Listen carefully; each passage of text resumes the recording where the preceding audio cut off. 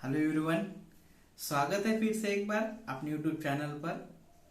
आज हम क्या बात करेंगे यही सोच रहे हैं सभी। तो आज हम बहुत ही सुंदर सब्जेक्ट पर बात करने वाले हैं। हमें शेयर मार्केट में तो इन्वेस्टमेंट करना है, लेकिन यह नहीं पता कि क्या देखकर हमें शेयर मार्केट में इन्वेस्टमेंट करना है।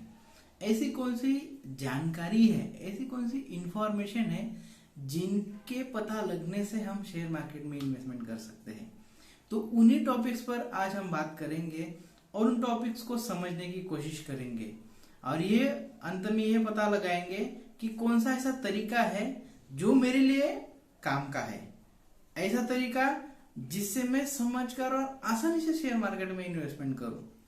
क्योंकि देखिए, शेयर मार्केट में इन्वेस्टमेंट करने से बहुत सारे लोग वंचित रह चुके हैं। एक ही कारण था कि शेयर मार्केट जुआ है, शेयर मार्केट में पैसा लगाया तो पैसा डूब जाएगा। अरे भाई, क्यों डूबेगा पैसा? अगर नॉलेज आपके पास है तो शेयर मार्केट में कभी भी पैसा डूबता नहीं है। खाली यह हमें पता न होने के कारण ये सभी गलतफहमी चल रही है। क्योंकि अगर हम ये देखेंगे, जो भी बड़े लोग हैं, बड़े लोगों का मतलब क्या, जिनके पास अफाट और बहुत सारा पैसा है, अगर उनकी इंफॉर्मेशन अगर हम लेंगे तो पता क्या चलेगा कि उनकी कई सारी पूंजी शेयर बाजार से आई हुई है। क्योंकि शेयर मार्केट ऐसा जरिया है, ऐसा तरीका है जिससे हम बहुत सारी बड़ी वेल्थ क्रिएट कर सकते हैं। तो आज हम उन्हीं बातों पर फोकस डालेंगे, उन्हीं बातों पर हम नॉलेज लेंगे, उन्हीं बातों की जानकारी हम लेंगे और उन जानकारी के साथ हम शेयर बाजार में आएंगे।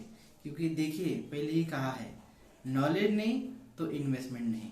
शेयर मार्केट में इन्वेस्टमेंट करने का एक ही तरीका है, नॉलेज। नॉलेज हमें पूरा लेना है। पूरा ज्ञान जब तक नहीं लेंगे तब तक शेयर मार्केट में आएंगे नहीं। अगर हम पूरी ज्ञान नहीं ले सकते हैं तो जो ज्ञान रखते हैं शेयर मार्केट का, जो शेयर बाजार में अनुभवी लोग हैं, उनके पास जाकर बैठेंगे, उनको कहेंगे कि मुझे इन्वेस्टमेंट करनी है, बताइए कैसे स्टार्ट करें। तो कुछ ऐसे तरीके हैं जिनके बारे में आज हम जानने वाले हैं। तो अगर मैं सवाल पूछूं आप सभी से, तो क्या आप शेयर मार्केट में इन्वेस्टमेंट करना चाहेंगे? तो सभी बोलते हैं हाँ। तो अगर मुझे किसी ने सवाल पूछा कि शेयर मार्केट में इन्वेस्टमेंट करूं कि नहीं करूं, या फिर खुद से ही सवाल पूछता हूं कि मुझे शेयर मार्केट में इन्वेस्टमेंट करना चाहिए कि नहीं करना चाहिए, तो मैं क्या सोचूंगा? जरूर करना चाहिए, लेकिन एक प्रॉपर तरीके से। तो उन तरीकों पर आज हम बात करने वाले हैं।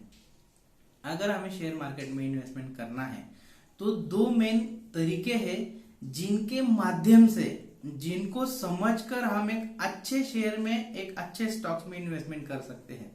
तो दो तरीके कौन से हैं? उसमें से पहला तरीका है फंडामेंटल एनालिसिस और दूसरा तरीका है टेक्निकल एनालिसिस। अभी ये क्या है? अभी फंडामेंटल क्या है, टेक्निकल क्या है? डरना नहीं है।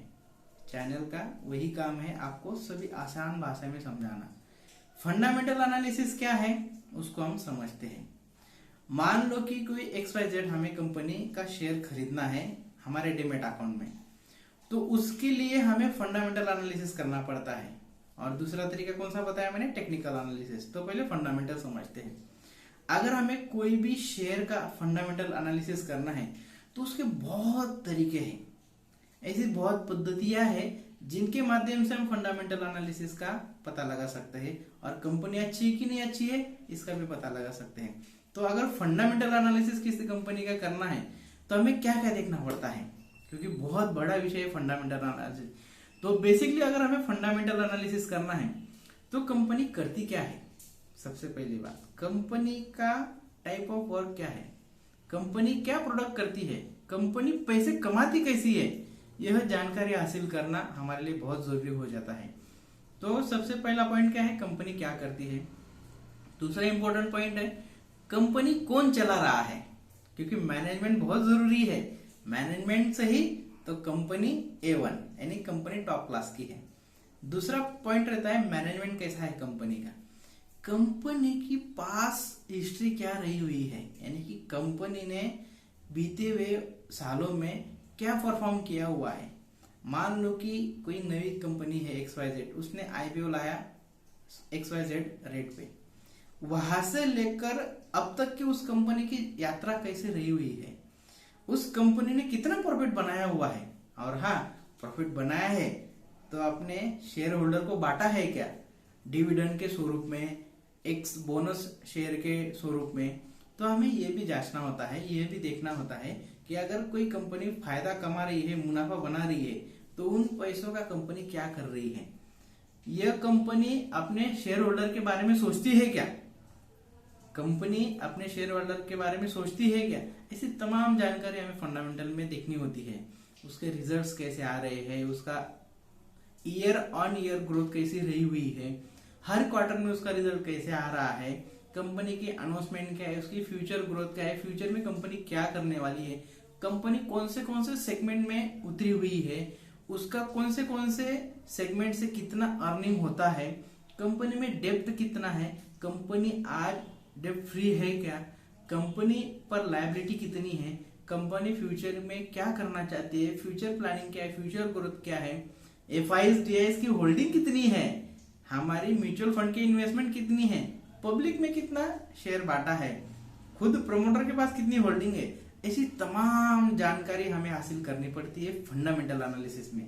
ये पूरी जानकारी हासिल करने के बाद पता लगता है कि ये कंपनी का शेयर खरीदे कि नहीं खरीदे, उससे हम डिसाइड कर सकते हैं।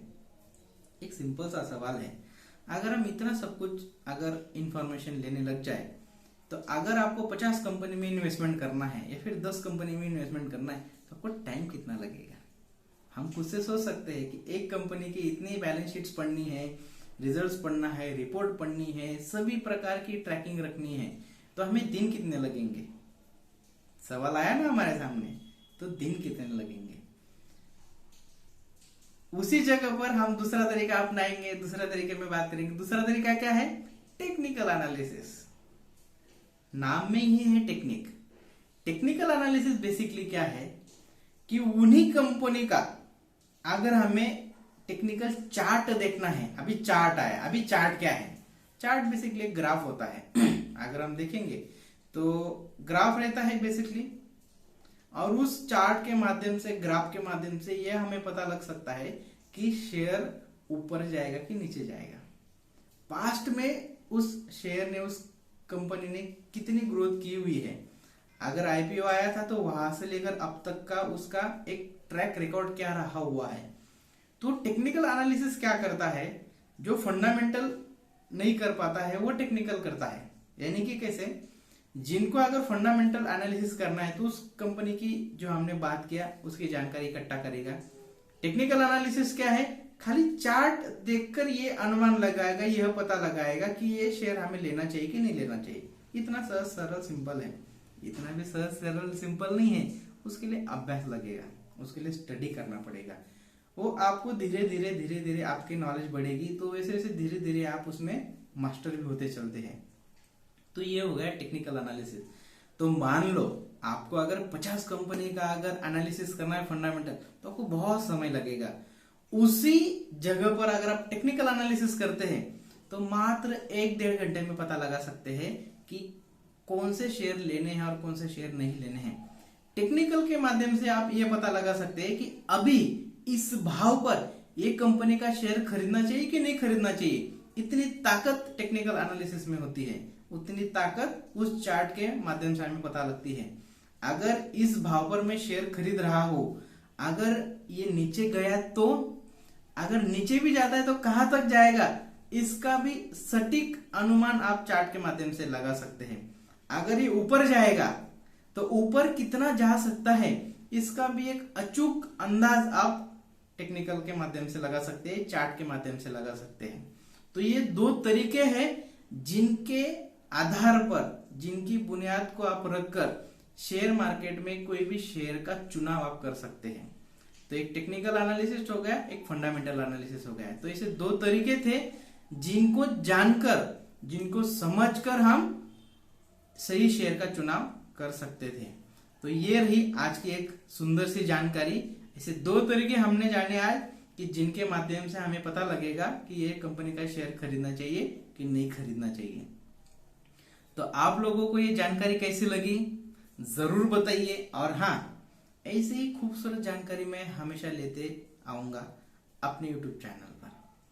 तो इस YouTube चैनल को आप लाइक कीजिए, सब्सक्राइब कीजिए। और अगर जानकारी अच्छी लगी है, आपको लगता है कि ये मेरी काम की थी, अगर इसमें सीख रहा हो, तो जरूर कमेंट बॉक्स पर आप बताइए कि आपको ये जानकारी कैसी लगी। और अपने मित्र परिवार में, अपने रिलेटिव्स में जरूर शेयर करें और अपने यूट्यूब चैनल पर जुड़े रहे और देखते रहे। आगे भी कई सारी इंफॉर्मेशन मैं इस यूट्यूब चैनल पर लेकर आऊंगा। इस यूट्यूब चैनल का एक ही लक्ष्य है कि आप फाइनेंशियली फ्री हो पाए, फाइनेंशियली फ्रीडम आप अपने जीवन में हासिल करें स्टॉक मार्केट के थ्रू।